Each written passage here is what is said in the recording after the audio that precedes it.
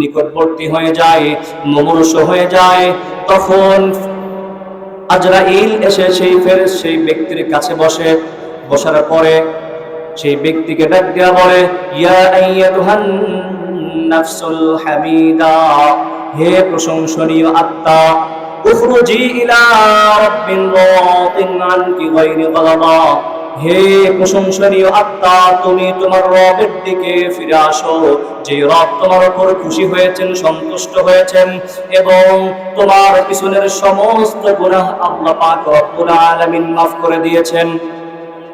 তো আজরাইল এসে একজন মুমিন ব্যক্তিকে ডাক দেয়, ইয়া আইয়াতুহান নাফসুল হামিদা, হে প্রশংসনীয় আত্মা, তুমি বের হও, তুমি তোমার রবের দিকে ফিরে আসো, যে রব তোমার উপর খুশি হয়েছেন, সন্তুষ্ট হয়েছেন এবং তোমার জীবনের সমস্ত গুনাহ আল্লাহ তাআলা মাফ করে দিয়েছেন।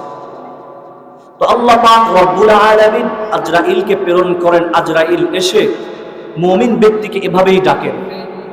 এবার যখন মুমিন ব্যক্তির জানটা কবজ করে নেওয়া হয়, আজরাইল আলাইহিস সালাম যখন জানটা কবজ করে নিয়ে হাতে নেন, তখন আত্মাবাহী ফেরেশতারা আসমান থেকে আসে আত্মাটাকে নিয়ে যাওয়ার জন্য। আসমান থেকে জান্নাতি রুমাল, সুগন্ধিময় রুমাল নিয়ে এসে সেই ঈমানদার ব্যক্তির আত্মাটা সেই ঈমানদার ব্যক্তির আত্মাটা সেই সুগন্ধিময় জান্নাতি রুমালের ভিতরে নেয়। নেওয়ার পরে যখন প্রথম আসমানের দিকে যেতে থাকে, তখন প্রথম আসমানের ফেরেশতারা ডাক দিয়া বলে, কার আত্মা কোথায় নিয়ে যাচ্ছ? তখন আত্মাবাহী ফেরেশতারা ডাক দিয়া বলে, এটা হচ্ছে অমুকের আত্মা, আমরা সপ্তম আসমানের দিকে নিয়ে যাই, কিন্তু তোমরা কিভাবে জানলা যে আমরা আত্মা নিয়ে যাচ্ছি? ফেরেশতারা ডাক দিয়া বলে, এই আত্মা থেকে এত সুগন্ধ আসতেছে, এত স্মেল আসতেছে যে না জেনে না বুঝে উপায় নাই। এবার ফেরেশতারা যখন আত্মাটাকে নিয়ে এক আসমান দুই আসমান করতে করতে উপরের দিকে নিয়ে যায়, আল্লাহ পাক রব্বুল আলামিন ফেরেশতাদেরকে ডাক দিয়া বলে, আমার এই বান্দার আমলনামাটা ইল্লিয়িনের মধ্যে লিপিবদ্ধ করে দাও। এইবার সেই ব্যক্তির আত্মাটাকে সেই ব্যক্তির আমলনামা ইল্লিয়িনের মধ্যে লিপিবদ্ধ করে দেওয়া হয়। দেওয়ার পরে যখন এই ব্যক্তিকে দুনিয়ার মানুষেরা কবরস্থ করে চলে যায়, তখন আল্লাহ পাক রব্বুল আলামিন ফেরেশতাদেরকে হুকুম দেন, ও ফেরেশতারা, এই আত্মাটাকে নিয়ে গিয়ে সেই ব্যক্তির দেহের ভিতরে দিয়ে দাও। তো যখন আত্মাটাকে নিয়ে সেই ব্যক্তির ঈমানদার ব্যক্তির কবরের ভিতরে দেহের ভিতরে দিয়ে দেওয়া হয়, তখন দুইজন ফেরেশতা এসে উপস্থিত হয়ে যায়। যাওয়ার পরে যখন সেই ফেরেশতা তাকে জিজ্ঞাসা করে, মান রব্বুকা, তোমার রব কে? তখন সেই ব্যক্তি তো ঈমানদার, দুনিয়াতে থাকা অবস্থায় আল্লাহর উপর ঈমান এনেছিল এবং আল্লাহর হুকুম মোতাবেক জীবন পরিচালিত করেছিল।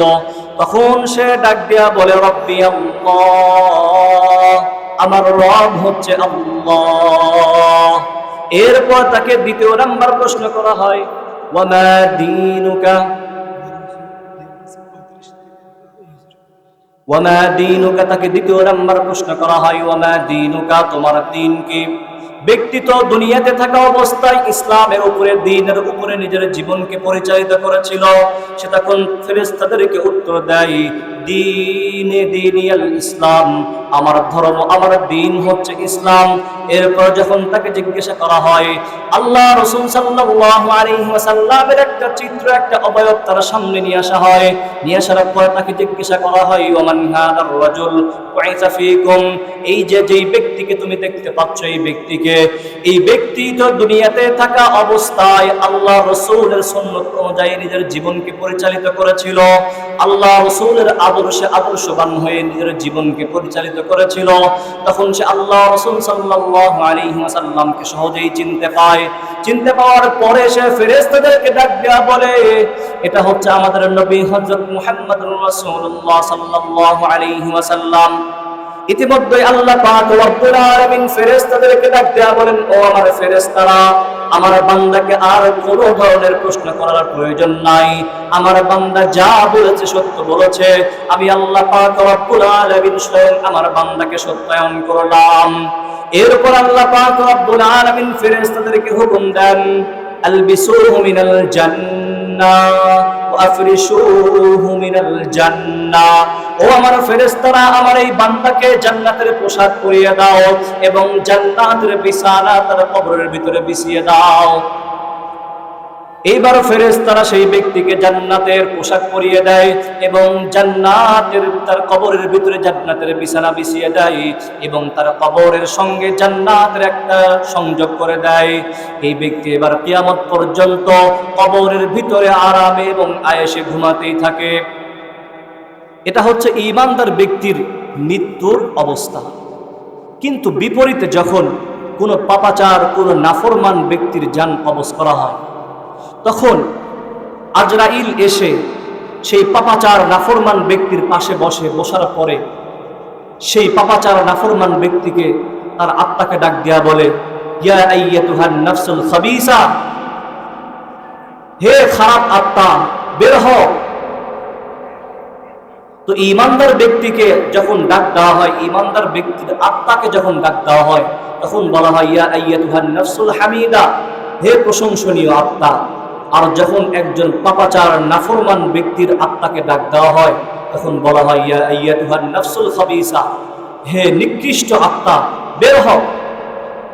তো যখন নাফরমান ব্যক্তির জান কবজ করা হয়, এত বেশি কষ্ট দিয়ে জান কবজ করা হয়, উদাহরণ দিয়ে বলা হচ্ছে যে ভিজা তুলার ভিতরে একটা লোহা রাখলে সেই তুলা যেভাবে ভিজা লোহাকে একদম পেঁচিয়ে নেয়, সেই তুলা থেকে লোহাকে বের করা যেমন কষ্টকর, ঠিক একইভাবে বেঈমান নাফরমান পাপাচার ব্যক্তির আত্মাটাকে এত কষ্ট দিয়ে বের করা হয়।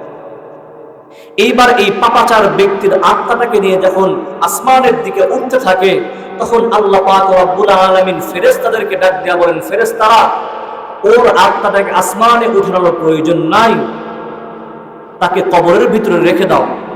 তো যখন নাফরমান ব্যক্তিকে কবরের ভিতরে রাখা হয়, ফেরেশতারা চলে আসে প্রশ্নোত্তর করার জন্য। আসার পর যখন পাপাচার নাফরমান ব্যক্তিকে প্রশ্ন করে যে মান রব্বুকা, তোমার রবকে?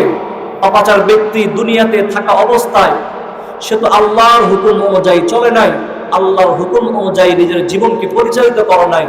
তখন সে তার রবকে চিনতে পারে না, উত্তর দিতে পারে না, সে তো জানেই না তার রবকে। তখন সে বলতে থাকে হা হা লা আদরি, আমি তো জানি না আমার রবকে। এইবার তাকে যখন দ্বিতীয় প্রশ্ন করা হয়, ওমা দীনুকা, তোমার দিন কি? আরে পাপাচার নাফরমান দুনিয়াতে থাকা অবস্থায় দিন কাকে বলে, ধর্ম কাকে বলে, ইসলাম কাকে বলে, কোনো কিছুই তো সে মানে নাই, কোনো কিছুই চিনে নাই। সে কবরে গিয়ে ইসলামকে, ধর্মকে চিনবে কিভাবে?